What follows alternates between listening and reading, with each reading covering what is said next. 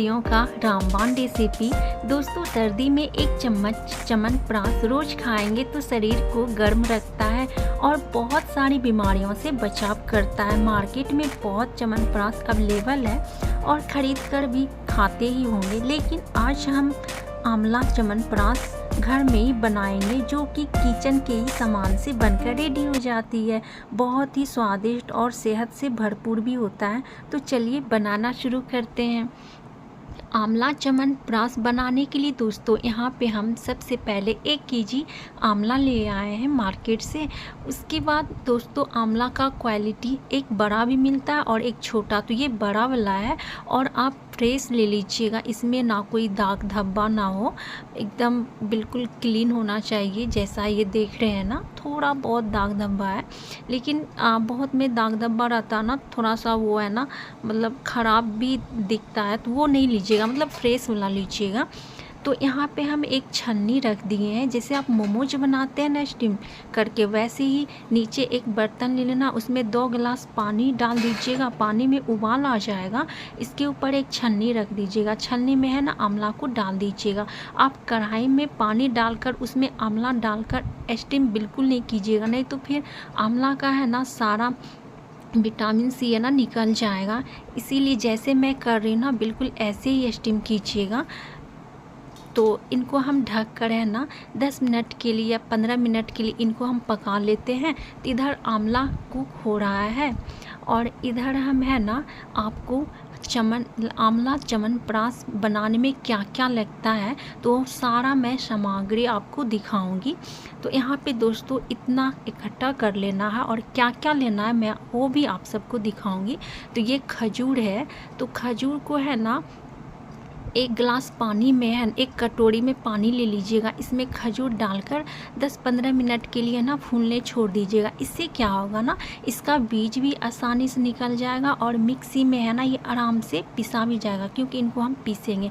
और 1 केजी ये गुड़ है, तो ये ड्राई वाला गुड़ है। यहाँ पे आप गीला वाला भी ले सकते हैं, लेकिन हम ये ड्राई वाला यूज किए। यहाँ पे आपकी इच्छा है, ड्राई लीजिए या फिर गीला वाला लीजिए। तो यहाँ पे 1 केजी गुड़ है और ये किशमिश है। तो किशमिश को भी है ना पानी में हम भिगो कर रख दिए, इसीलिए ताकि ये है ना जब मिक्सी के जार में हम पीसे ना तो ये आसानी से बारीक हो जाए, क्योंकि ये सबको पीसना है।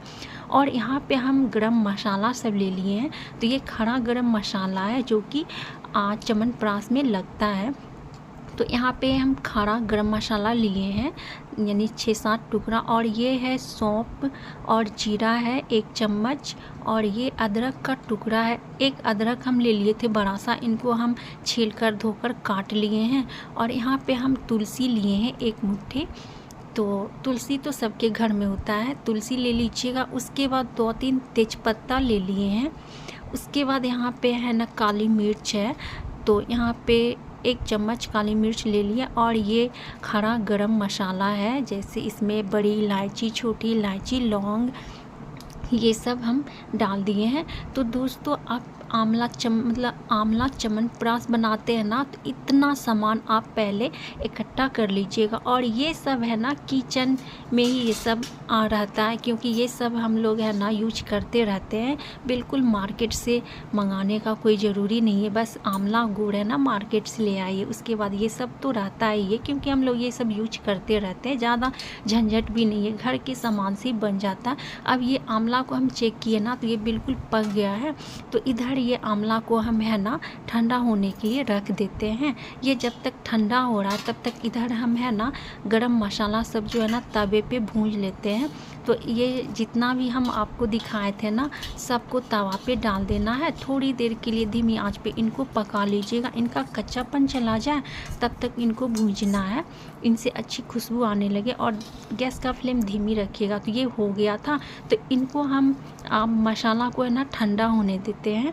तो ये भी इधर ठंडा हो रहा है, तो इधर ये आंवला बिल्कुल ठंडा होकर रेडी हो गया है। तो अब 1-1 आंवला से है ना बीज को निकाल देंगे और पल्प को है ना रखते जाएंगे। एकदम आसान तरीके से है ना ये बीज निकल रहा है दोस्तों। मतलब अच्छे से इनको पकाइएगा ना तो ये अच्छे से ना बीज निकल जाता है। तो ये हम सारे आंवले से ना बीज निकाल दिए हैं। अब यहाँ पे एक मिक्सी का जार ले लिए हैं। अब यहाँ पे है ना आप सिलबट्टे पे भी पीस सकते हैं या फिर आप जार में भी पीस सकते हैं। तो यहाँ पे मिक्सी के जार में हम है ना सारे आंवले को है ना हम पीस लिए हैं। तो बिल्कुल फाइन पेस्ट बनाना, इसमें कोई दरदरा बिल्कुल नहीं रखिएगा आंवला, एकदम फाइन पेस्ट बनाइएगा। अब यहाँ पे उसी जार में है ना हम किशमिश और खजूर जो फूलने दिए थे ना सबको डाल देंगे। दोस्तों आप जब भी च्यवनप्राश बनाइएगा ना तो ये खजूर गुड़ को है ना खजूर और किशमिश को फूलने दे दीजिएगा, फिर आसानी से पिसा जाएगा। तो यहाँ पे किशमिश, खजूर, तुलसी, अदरक ये सब को हम एक ही में डाल के इनको बारीक हम पीस लिए हैं। तो देख लीजिए कितना आसानी से है ना पिसा गया ना। इसीलिए आप जब भी आप बनाइएगा ना तो दोनों को फूलने दे दीजिएगा, दोनों मतलब किशमिश और खजूर को। तो अब यहाँ एक बड़ा सा बर्तन में है ना सारे हम पेस्ट को डाल दिए हैं। अब सबको है ना हम अच्छी तरीके से मिला देते हैं बढ़िया से, ताकि एक दूसरे से सब मिल जाए। अब ये बैटर बिल्कुल रेडी हो गया है। अब हम बनाएंगे च्यवनप्राश। तो यहाँ पे दोस्तों हम गैस का फ्लेम ऑन कर दिए हैं। अब यहाँ पे हम कढ़ाई कौन सा रखे हैं, ये है लोहा का कढ़ाई। दोस्तों च्यवनप्राश में है ना लोहा भी तो रहना ज़रूरी है ना, आयरन। तो ये कढ़ाई में आप बनाएंगे ना तो ऑलरेडी उसमें है ना, मतलब ऑलरेडी नहीं, मतलब उसमें लोहा चला जाएगा, क्योंकि ये लोहा का कढ़ाई में खाना बनाना बहुत ही फ़ायदेमंद भी होता है और टेस्टी भी लगता है। इसीलिए आप जब भी च्यवनप्राश बनाते हैं ना तो लोहा के कढ़ाई में ही बनाइएगा। अब यहाँ पे 1 केजी हम गुड़ डाल दिए। गुड़ को बस मेल्ट होने तक इनको हम पकाएंगे। इसमें तार वार मत लाइएगा, नहीं तो फिर काढ़ा हो जाएगा आपका च्यवनप्राश।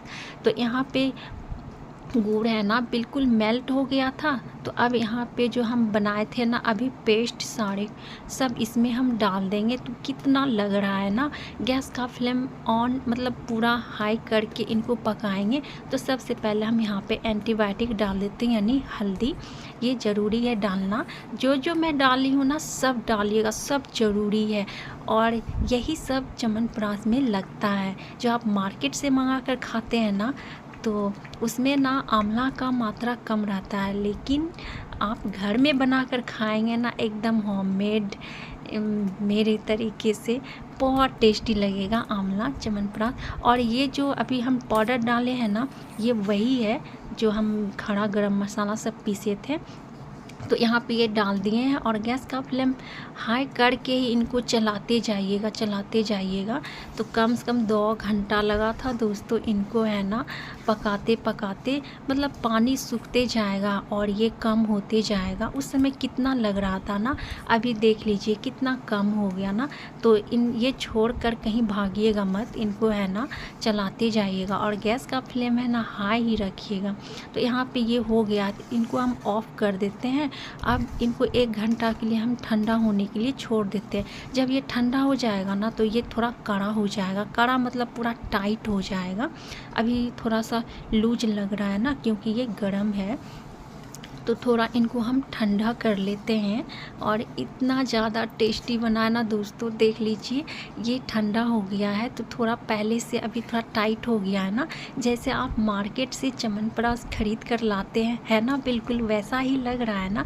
और जब आप लोहे की कढ़ाई में बनाएंगे ना तो ये ऑलरेडी नहीं, मतलब ये काला हो जाएगा, क्योंकि लोहा की कढ़ाई में आप सब्जी भी बनाएंगे ना अगर आप छोड़ दिए तो वो काला हो जाता है। तो ये देखिए च्यवनप्राश यानी आंवला च्यवनप्राश बनकर बिल्कुल रेडी हो गया है।